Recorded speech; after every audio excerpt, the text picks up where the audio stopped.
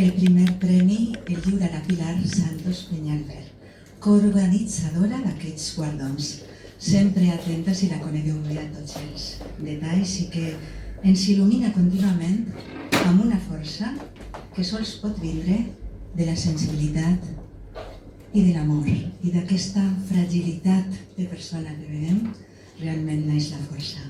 Pilar Santos. El guanyador del Premi Aznar Llibertat d'aquesta edició tampoc ens és desconegut. També va guanyar el Premi Vila de Puçol de Poesia del 2013 amb La fràgil arquitectura dels teus gestos. I és el culpable que ens ha fet esperar aquí una bona estoneta.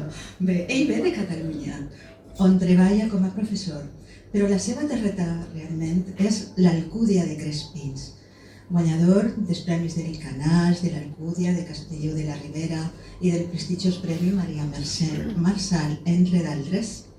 Se centra sobretot en el conreu de la poesia i del relat breu. És sempre un plaer també rebre l'Eunomia de Josep Manel Vidal.